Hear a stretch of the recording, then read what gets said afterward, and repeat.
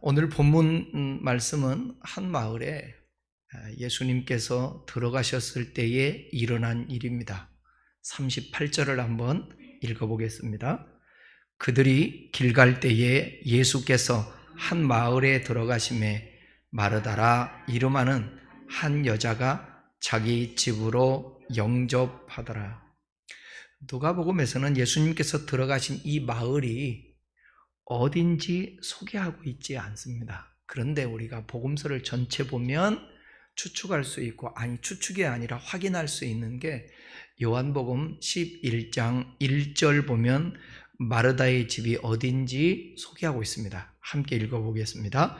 어떤 병자가 있으니 이는 마리아와 그 자매 마르다의 마을 베다니에 사는 나사로다.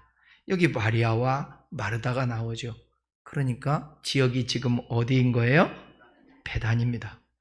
예수님께서 길을 가시다가 한촌에 들어갔는데 거기는 예루살렘으로 올라가시다가 베단이라는 마을에 들린 거예요. 예루살렘에서 베다니까지 약 3km 정도 됩니다. 그곳에 사는 마르다라는 한 여자가 예수님을 자기 집으로 영접을 해요.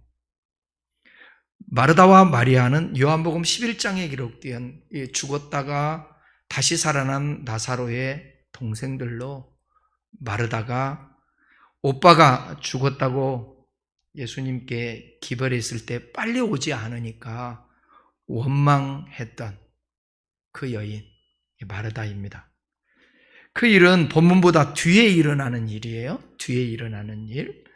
예수님이 두 번째 예루살렘에 올라갔을 때의 그 나사로 사건이고, 본문은 나사렛과 가버나움에서 사역하시다가 처음으로 예루살렘에 올라가실 때에 일어났던 일입니다. 그런데 39절은 오늘 이야기에 등장하는 마리아와 마르다의 갈등이 왜 일어났는지를 보여주는 내용이 나옵니다.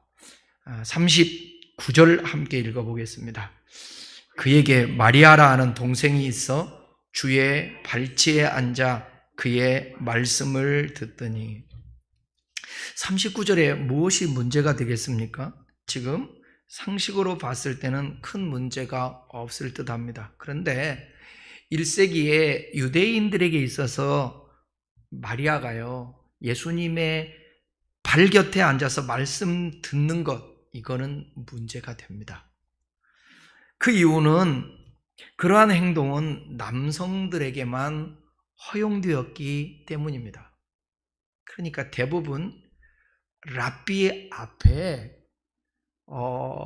여자들은 앉아서 말씀을 그렇게 들을 수가 없어요. 그것이 미시나라는 성경 외에 그 유대 사회에 있었던 일들을 기록한 탈무드라든지 미시나가 있는데, 그 미시나에 이런 말이 적혀 있습니다. 제가 읽어드릴게요. 너희 집을 현자들의, 랍비라 마찬가지예요. 현자들의 모임 공간이 되게 하라. 그리고 현자들 앞에 앉아서 마치 목이 마른 사람처럼 그들의 가르침을 마시라. 이런 표현이 있어요. 미시나는 에후다라는 랍비에 의해서 AD 200년쯤에 기록돼요. 그러니까 예수님이 돌아가신 한참 후에 한 200년 가까이, 150년 넘게 그때인데, 그럼에도 이 미시나가 예수님 시대에 있었던 일들을 반영할 수 있다고 할 수 있는 이유는 뭐냐면, 이 미시나가 예수님 시대에도 매우 활발하게 활동했던 이 바리새파 사람들의 토론을 담고 있기 때문에 그렇습니다. 그 미시나에서는 집에 현자를 초대하고 그 현자 앞에 앉아서 가르침을 청하도록 독려했습니다. 그러나 이 격언에 보게 되면 남성들에게만 해당된다는 거예요. 여성들은 그게 안 되는 거예요. 당시 여성들은 랍비 교육 받지 못하고 간단하게 율법 교육 같은 거를 받는데 누구한테 받느냐? 대부분 자신의 어머니에게. 그리고 율법도 여인으로서 어떻게 가정을 섬길 것인가, 거기에 초점을 맞춰서 배우게 됐습니다. 그러니까 지금 마리아의 행동은 그 시대의 기준으로 봤을 때는 부적절한 행동인 거예요. 마치 자신이 제자인 것처럼 지금 행동하고 있어요. 여인으로서는 제자들, 예수님, 그리고 마리아 혼자 하나님 말씀을 지금 예수님의 말씀을 들으려고 앉아 있습니다. 초대자는 누구예요? 자기 집에 초대했던 사람은 마르다입니다. 마르다의 입장에서 내가 초대했는데 동생만 예수님 앞에 앉아서 예수님의 관심을 독차지하네 생각할 수 있습니다. 그래서 40절은 마리아에 대한 마르다의 불만이 그대로 드러납니다. 40절 읽어보겠습니다. 마르다는 준비하는 일이 많아 마음이 분주한지라. 나 혼자 일하게 두는 것을 생각하지 아니하시나이까. 그를 명하사 나를 도와주라 하소서. 이 40절에서 마르다가 여러 가지 접대하는 일로 분주했다고 소개합니다. 마르다는 1세기 유대 사회에서 보통 누군가를 초대했을 때에 여인들의 의무를 수행하게 되어 있습니다. 분주하다 이 말은 무엇에 의해 질질 끌리는 것을 말합니다. 얼마나 다급하고 음식을 만들고 예수님 대접해야 되니까 얼마나 분주했겠어요. 여기 끌리고 저기 끌리고 음식 만드느라고 아마 그랬을 거라는 거죠.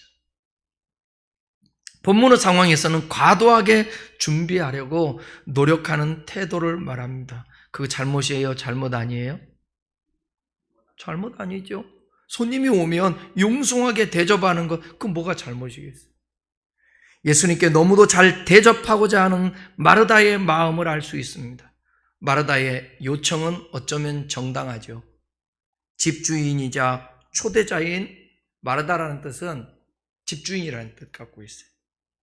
초대자인 자신이 예수님을 접대하기 위해 분주한데 가족의 일원으로서 동생인 마리아가 도움을 주지 못하는 거예요.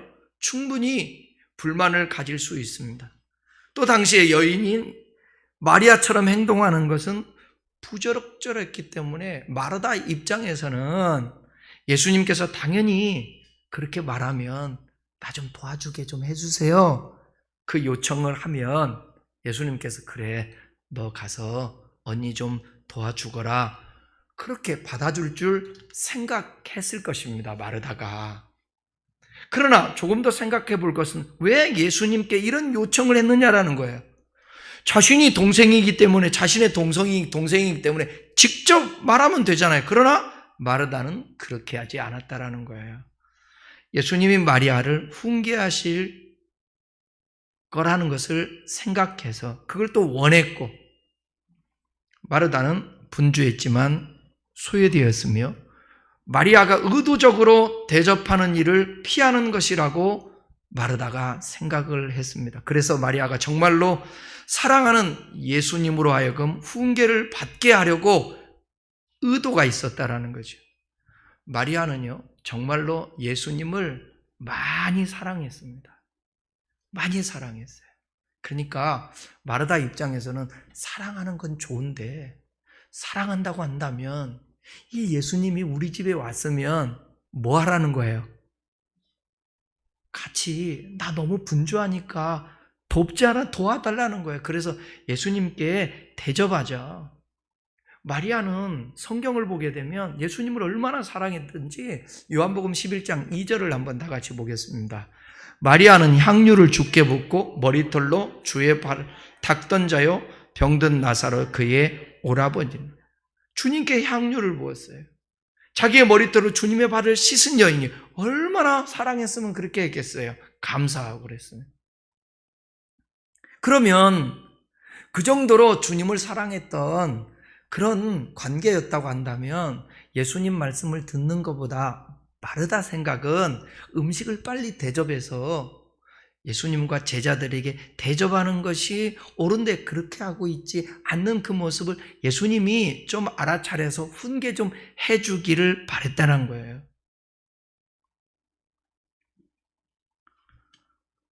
예수님의 반응은 마르다의 기대와는 너무나도 달랐습니다. 41절, 42절 읽어보겠습니다. 주께서 대답하여 이르시되 마르다야, 마르다야, 내가 많은 일로 염려하고 근심하나 몇 가지만 하든지 혹은 한 가지만이라도 족하니라. 마리아는 이 좋은 편을 택하였으니 빼앗기지 아니하리라 하시니라.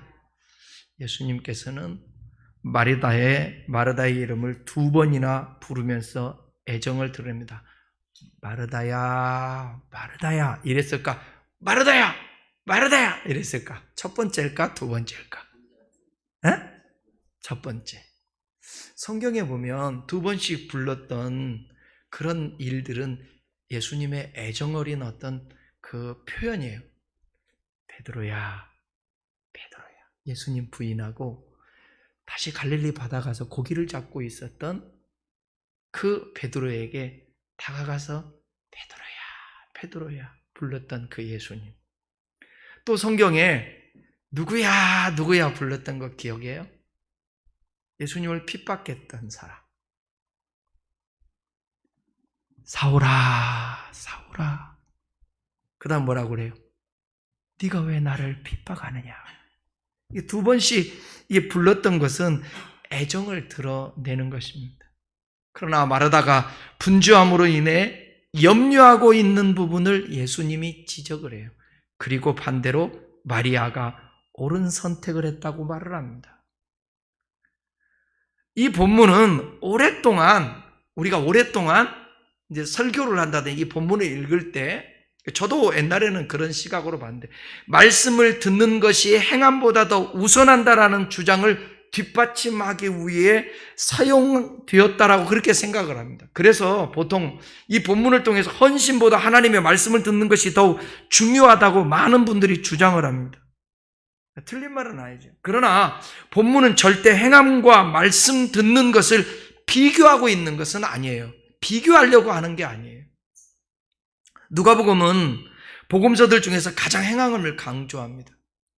그리고 사복음서에서 말하는 예수님의 가르침을 언제나 행함을 전제로 하는 믿음을 강조합니다. 여러분 꼭 신앙생활을 잘하려면 그거 하셔야 돼요. 성경에서 말하는 믿음은 행함을 전제로 한 믿음이에요. 무조건 믿습니다. 존재를 믿는 거 그거 아니에요. 있는 것을 믿는 거 그거 아니에요. 항상 행함을 전제로 하는 거예요. 그 믿음이 진짜로 믿음이라는 것이에요. 그냥 쉬운 말로 이거 아니겠습니까? 하나님 사랑, 이웃 사랑으로 그러는데 말로만 사랑한다고 그러고 부부끼리도 말로만 사랑한다고 그러면 그거는 그 말이 믿을 수가 있는 게 아니잖아요. 주님도 우리에게 그러지 않겠어요?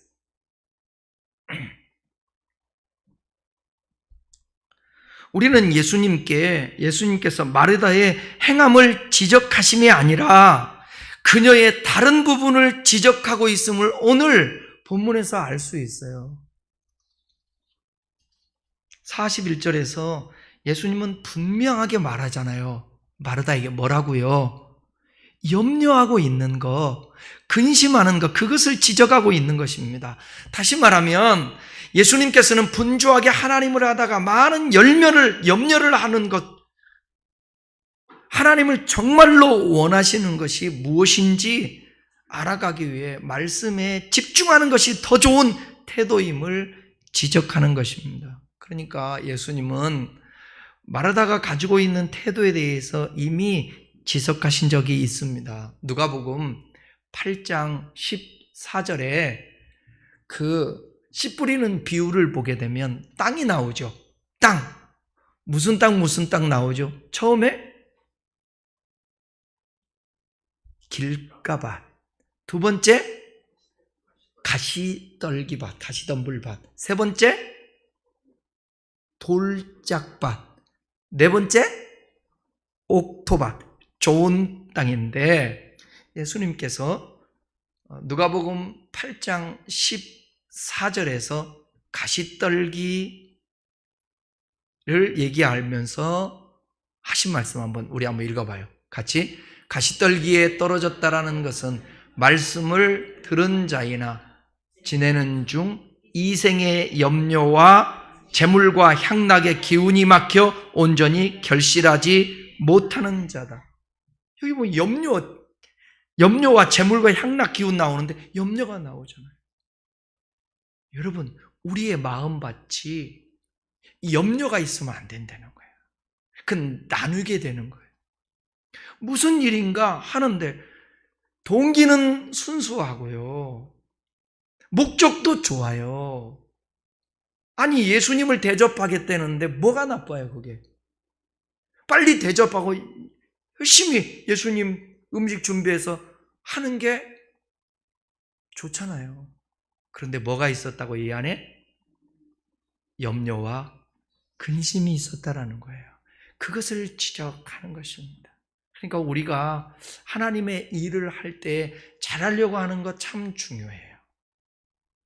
그러나 염려하면서 근심하면서까지 이게 그러면 안 된다는 거예요. 주님은 그 마음을 알았던 거예요.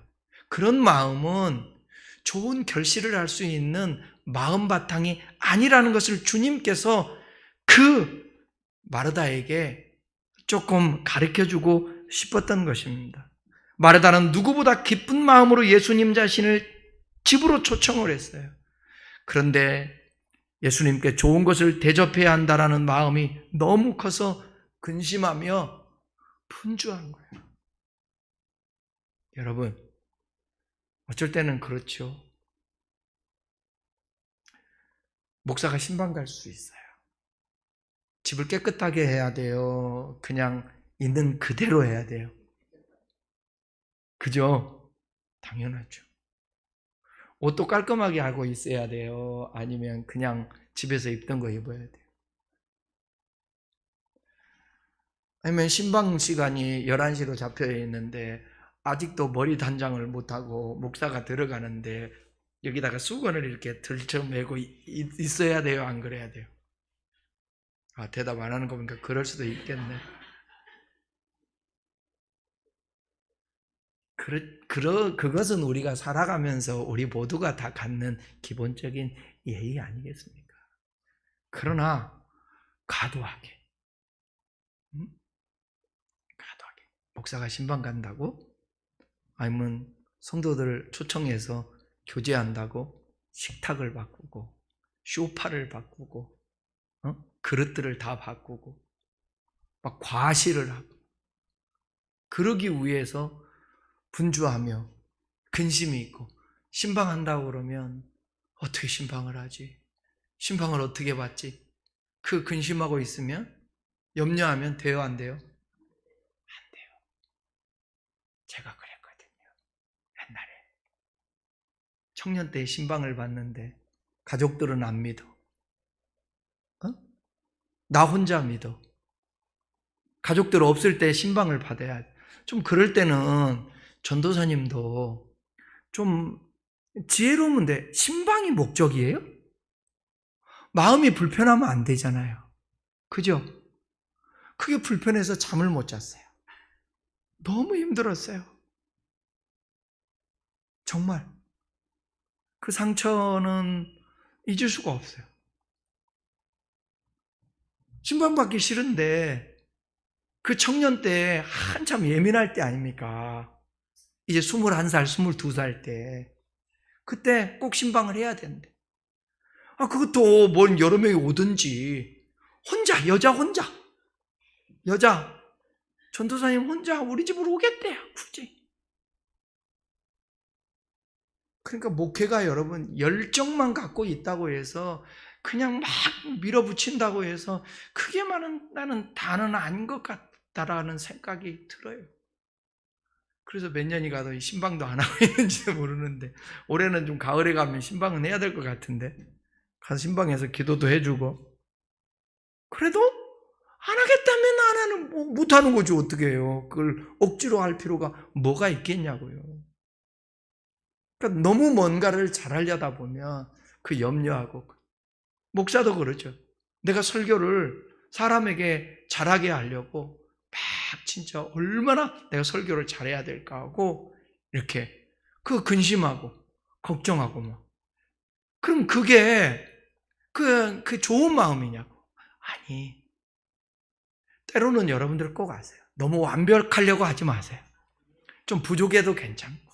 다 사람 사는 거 있죠? 다 거기서 거기에요. 다 조금씩 이해해주고 그러니까. 그리고 남이 하다 보면 여러분 사람 없는 새는 별얘기 다 하죠. 그래요 안 그래요? 에? 맞아요 안 맞아요? 그러니까 그것도 어쩔 수 없잖아요. 사람 사는 거 거기서 그러니까 이해해주고 아 그렇구나. 그런 여유들도 저는 필요하다고 저는 생각을 해요. 마르다에게 예수님과의 만찬은 무엇이 남겠습니까? 예수님께서 내가 준비한 음식을 맛있게 드셨을까? 제자들은 맛있게 먹었을까? 더 좋은 것을 준비해야 하지 않았을까? 여러분, 거기에 너무 집중을 하면 대접하고 끝나고 갔었을 때의 마리아는 그 생각하지 않았을까요? 마르다는 오늘 내가 대접을 잘했나? 예수님 잘 드셨을까? 아, 뭐 드시는 거 보니까 잘 안 드시는 것 같아. 그럴 이유가 없다라는 거죠. 그럴 이유가. 그러나 예수님과 계속 시간을 보냈던 마리아에게는 예수님의 가르침을 발 앞에서 들었던 소중한 시간으로 기억하였을 것입니다. 본문 속에서 마리아는 아무런 말을 하지 않지만 예수님이 그녀에게 보이신 태도가 매우 강조되는데 많은 사람들이 예수님께서 마르다를 책망하셨다고 생각하지만 그렇지 않습니다. 오히려 마르다를 자신의 발 앞에서 말씀을 듣고 있고 지금 대화하고 있는 마리아처럼 예수님이 마르다야, 마르다야, 너에게 염려가 있다, 근심이 있다.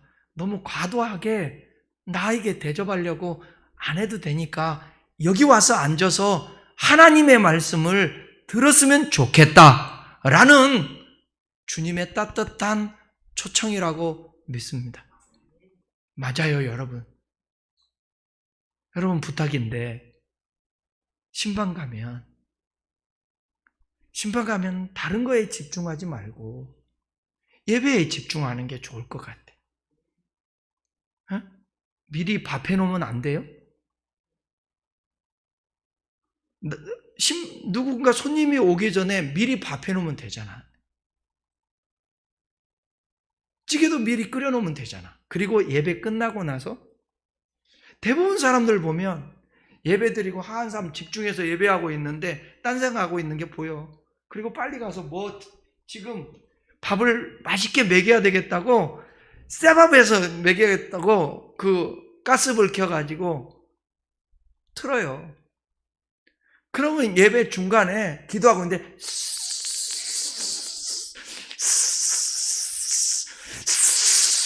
이거 뭐예요? 네? 압력밥솥 있잖아. 어? 김 빠지는 소리. 아니면 또 예배 드리고 있는데 또 전자밥통은 말을 해요. 전자밥통 뭐라고 그러냐면 밥이 다 되었으니 뭐 이렇고. 아니 그게 예배가 집중이 되냐고. 그 다음에는 또 이제 밥이 소리 나면 가서 이제는 국 끓인다고 국도 올려. 그러면 이제는 예배를 드리는지 맛있는 냄새가 오는 건지 예를 든다면 그거 하나 내가 용납 못하고 그게 얼마든지 용납할 수 있지만 우리가 진짜로 우리 마음에 하나님을 향한 사모하는 마음이 있다면 목회자는 그 공개하고 대접하는 것보다 눈 쫑긋하니 우리 친구 목사가 와서 오늘 그렇게 얘기했어요. 참 우리 교회는 오래됐어도 참 내가 감사한 거는 난 여러분들이 감사해. 예배 드릴 때 이렇게 막 개심치레 안 하고 이게 눈이 또릿또릿하니 저에게 집중해줘서 주일날 예배 드릴 때도 그렇고 얼마나, 지금도 마찬가지, 얼마나 감사한지 몰라요. 네, 그러니까 그게 감사한 거예요. 그게 너무 감사한 거예요. 다른 데는 맨날 뭐라고 그러냐면 이건 자기 혼자 예배 드리고 있다고. 그런 부분에 있어서 우리 성도들이 그런 사모함도 있고 해서 감사한데. 그러니까 점심 때 또 이렇게 김밥 먹고 이런 것도 또 한 끼 먹는 건데 그것도 감사가 있는 것 같아. 왜냐하면 어쩔 때는 3층에서 밥 할 때는 죽도도 하기 전에 올라가가지고 뭐 준비한다고 막 이게요. 또 난 충분히 이해해요. 내가 이제 서재에 있다가 이제 시간대에 내려오려면 나머지는 다 내려와서 교제하고 커피 먹고 그러는데 혼자 둘이 설거지 하려면 그게 마음이 지금 어디가 있겠어요? 이거 할 때 여기 내려와 있잖아. 그러잖아. 그런 게 별로 같이 이렇게 하는 게 좋을 것 같다는. 교회 안에 저는 이제 큰 교회에서 신앙생활 했기 때문에 너무 잘하네. 너무 잘하네. 너무 예배 반쪽 예배 드리는 사람들이 너무 많아요. 네? 늦게 들어가고 말씀할 때 들어가고 듣고 설교 딱 듣고 그 다음에 기도합시다 하면 뛰쳐나오고 축도도 안 해요. 어떤 사람은 또 뭐냐, 예배를 전체 못 들어, 말씀도 못 들어. 그러면 끝만 제대로 드리면 돼. 축도는 꼭 받아. 이건 아니잖아. 이런 것들이. 그러니까 주님이 본문 속에서 너 식당 봉사하지 마라, 너 음식 대접하지 마라, 그게 중요한 게 아니다, 이 말을 하려고 하는 것이 아니라 초청하는 거예요. 너 내 발 앞에 있는 것이 그거를 소중하게 여기고 뭐 대접하는 것 이런 것 때문에 근심도 하고 막 걱정하고 염려하는 거, 이거는 나는 네 마음밭이 가시떨기에 떨어지는 밭과 같을 것 같다. 그러니까 마르다야 좀 얄밉게 보이지만 여러분, 내가 물어볼게요. 만약에 마르다도 그러고 마리아도 그러고 예수님 초청해놓고 먹을 것도 하나도 안 주고 그냥 그 앞에서 말씀만 듣겠다고 이렇게 앉아있으면 이것도 정상이에요? 아니에요? 이렇게 했으면 예수님이 그렇게 뭐라고 얘기해? 야, 니네들 왔는데 냉수 한 그릇이라도 줘야지, 말씀만 듣겠다고 이런 소자에게 물 한 그릇 대접한 게 나에게 한다고 그랬는데 니네들은 대접도 안 하고. 이해하시겠죠? 이분법적으로 마르다는 음식이나 준비하고 말씀 안 들었으니까 나쁜 사람, 이거 말씀 들었으니까 좋은 사람, 그걸 말하려고 하는 게 아니라는 거예요. 이 본문을 보니까. 이해하시겠죠? 우리가 아는 것은 예수님이라면 마르다가 염려하는 부분을 해결해 주시고 자신의 발 앞에 마리아와 함께 대화를 나눌 수 있도록 그걸 원했던 것입니다. 그러니까 본문은 율법 교육이 허락되지 않고 오직 대접하고 섬기는 일에만 집중하도록 교육받았던 당시의 여인들을 자신의 예수님의 제자로 초청하신 그 예수님이 부각되는 본문이라는 거예요. 누구도 당시의 여인들을 앞에 놓고 하나님 말씀을 막 갖춰주는 그런 랍비가 없었다고. 근데 예수님은 지금 그 일을 하고 있는 거예요. 누구든지 하나님 말씀 들어야 된다고, 제자가 되어야 된다고. 예수님은 마르다와 마리아가 온전한 제자가 되기를 원했습니다. 단지 대접하는 여인으로서가 아니라 예수님의 제자로서 하나님의 말씀을 듣고 온전한 믿음의 사람 되기를 원했다는 것을. 그래서 예수님은 마르다도 마리아와 같이 자신의 가르침에 집중하기를 원했다는 것입니다. 예수님은 절대 마르다가 대접하는 행위를 책망하지 않으셨습니다. 그것은 전혀 문제가 되지 않았습니다. 그녀가 분주함으로 중요한 것을 잃어버리고 염려함이 문제가 된 것입니다. 오늘 본문을 통해서 두 가지 중요한 사실은 뭐냐면, 첫 번째로는 유대교는 그 사회에서는 마르다와 마리아 같은 여인들에게 율법을 가르치지 않고 차별했지만 예수님은 그녀들을 하나님의 말씀을 통해서 가르쳐줘서 이제 모든 사람이 주님의 말씀을 들어야 되고 배워야 된다는 것을 드러내기 위해서 오늘 본문에 이 사건이 등장한다는 거예요. 두 번째는 뭐냐면 제자는 그 어떤 것보다 예수님의 가르침에 집중해야 된다는 것입니다. 여러분들도 예수님의 가르침에 집중해야 합니다. 신앙생활 연륜이 중요한 게 아닙니다. 봉사도 이게 이분법적으로 생각하지 말라고 그래요. 봉사하는 것 중요하고요. 헌신하는 것 중요해요. 그런데 더 중요한 것은 뭐냐면 봉사하는 이 동기가 순수하고 열정이 있고 감격이 있고 기쁘고 감사하기 위해서 내 안에 하나님의 말씀을 채워야 된다는 것입니다. 스스로 생각해서 행하는 것들은 기쁨과 평안보다 염려함을 만들어낼 확률이 참 많습니다. 그래서 우리가 하나님의 말씀을 이 안에다가 담아야 돼요. 제가 주일날 스키마에 대해서 여러분 설명해 드렸나요 혹시? 네? 설명해 드렸죠. 내가 자라온 환경, 사람에게 들었던 것, 영향을 받았던 것, 그것들이 내 안에 쌓여 있다고. 그 쌓인 것들이 자동적으로 나온다니까요. 반응한다니까. 그러니까 사람은 그 사람이 어떤 말을 하고 어떤 행동을 하고 어떤 결과물을 도출해내는지를 보면 그가 살아온 삶의 역사를 알 수 있는 거예요. 그것이 잘못됐다면 우리는 수정을 해야 되고 고쳐야 된단 말입니다. 그러려면 어떻게 해야 되느냐? 다른 거 없어요. 하나님의 말씀을 내 안에 집어넣는 거예요. 아멘이죠? 저도 부단히 노력해요. 정말 하나님, 제 안에 있는 잘못된 생각들 하나님의 말씀으로 고쳐서 집어넣게 해주세요. 제가 말도 사람들하고 만나면 언어, 말 얼마나 많이 바뀌는지. 그래도 참 위로가 돼요. 제가 부족함이 많고 참 연약함이 참 많은 사람입니다. 근데 아까도 친구가 와서 그런 얘기, 자기 동료들에게 얘기 그렇게 한다고, 일산에 성목사라는 분이 있는데 하면서 부단히 그 친구는 참 애쓰고 노력하고 해서 변화되려고 늘 한다라는 거예요. 근데 진짜 저 그러거든요.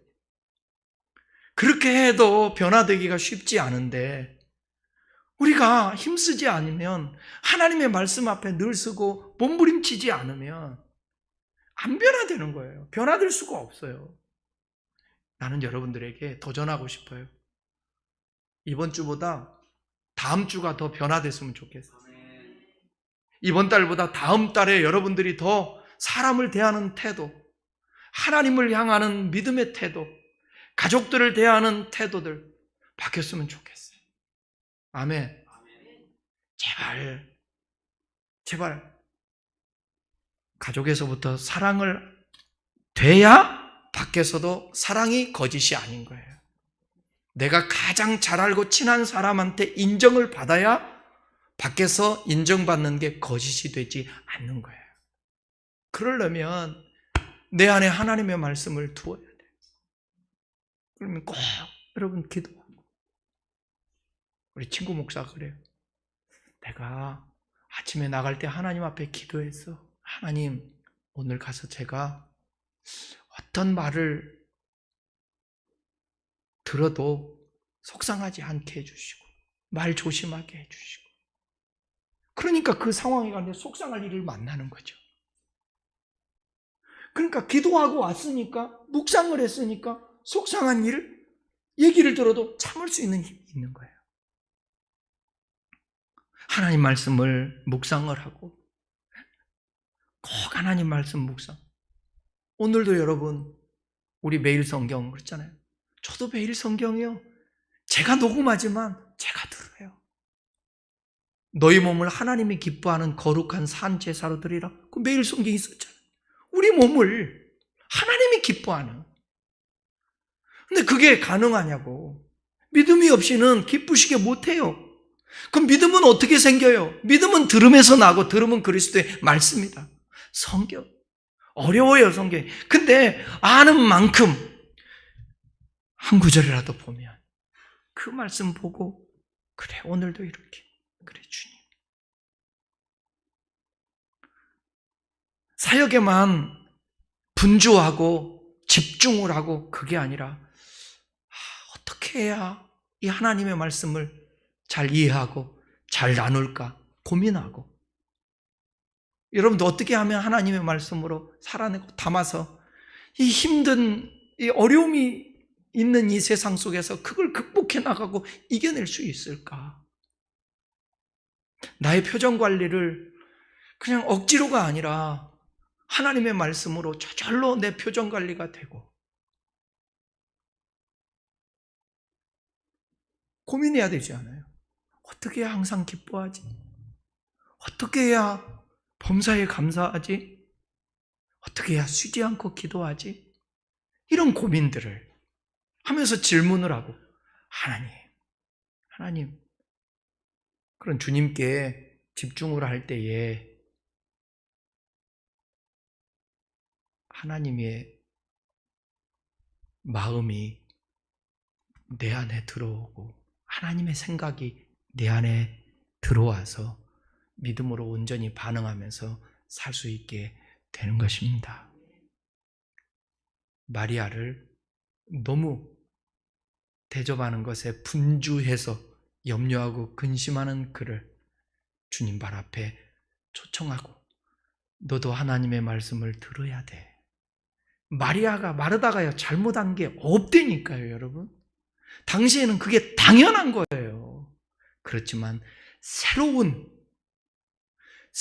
지금 시도를 해서 그들에게 하나님의 말씀이 필요한 것을 소개하고 가르쳐주기 위해서 오늘 본문이 드러남을 알고, 저와 여러분도 계속 주님 말씀과 가까이 할 수 있기를 주의 이름으로 축원합니다. 기도하겠습니다. 우리 말씀 생각하면서 기도하겠습니다.